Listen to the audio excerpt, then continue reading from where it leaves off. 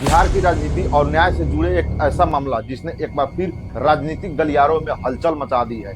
दिल्ली की एक अदालत ने बिहार के साहेबगंज विधानसभा क्षेत्र से बीजेपी विधायक राजू कुमार सिंह को एक पुराने फायरिंग मामले में दोषी करार दिया है।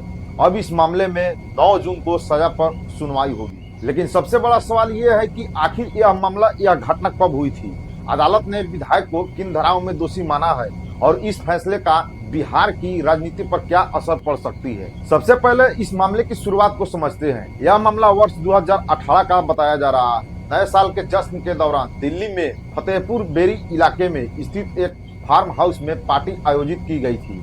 आरोप है कि इस पार्टी के दौरान हॉर्स फायरिंग यानी सेलिब्रिटी फायरिंग हुई थी। इस घटना में आर्किटेक्ट अर्चना गुप्ता नाम की महिला को गंभीर रूप से घायल हो गई थी और बाद में उनकी मौत भी हो गई। इसके बाद पुलिस ने मामला दर्ज किया और जांच शुरू हुई।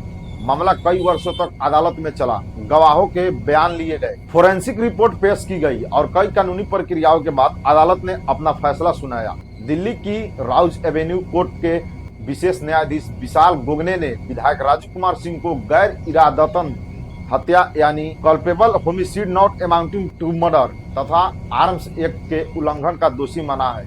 यह एक बात समझना जरूरी है और गैर इरादतन हत्या और हत्या में अंतर होता है। हत्या में किसी व्यक्ति की जान लेने का स्पष्ट इरादा माना जाता है, जबकि गैर इरादतन हत्या में अदालत यह मानती है कि आरोपी के कार्य से मौत हुई, लेकिन हत्या करने का स्पष्ट इरादा सिद्ध नहीं हुआ।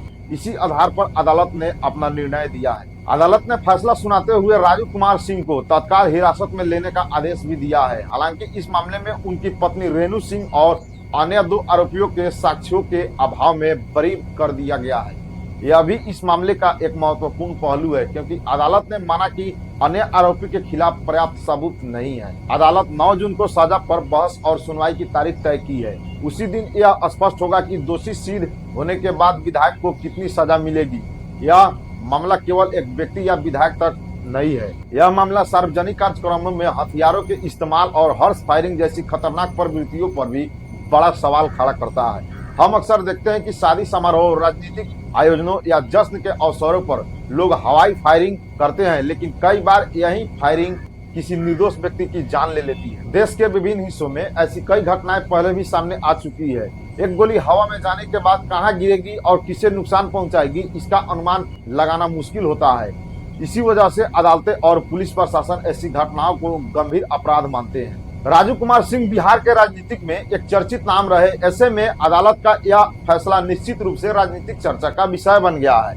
विपक्षी दल इस मुद्दे को लेकर सरकार और बीजेपी पर सवाल उठा रहे हैं। हालांकि यह भी याद रखना है कि भारत का संविधान और न्याय व्यवस्था हर व्यक्ति को कानूनी अधिकार देता है। यदि कोई व्यक्ति अदालत के फैसले से असहमत होता है तो उसे ऊपरी अदालत में अपील करने का अधिकार होता है। इसलिए आने वाले दिनों में इस मामले में कानूनी प्रक्रिया आगे भी जा सकती है। यही लोकतंत्र और न्याय व्यवस्था की सबसे बड़ी ताकत मानी जाती है। अब सभी को नजर 9 जून की सुनवाई पर टिकी हुई है। उस दिन अदालत यह तय करेगी कि दोष सिद्ध होने के बाद विधायक को क्या सजा दी जाए। क्या उन्हें जेल की सजा मिलेगी, क्या कोई अन्य कानूनी प्रावधान लागू होगा। इन सभी सवालों का जवाब अदालत के अगले फैसले में सामने आएगा।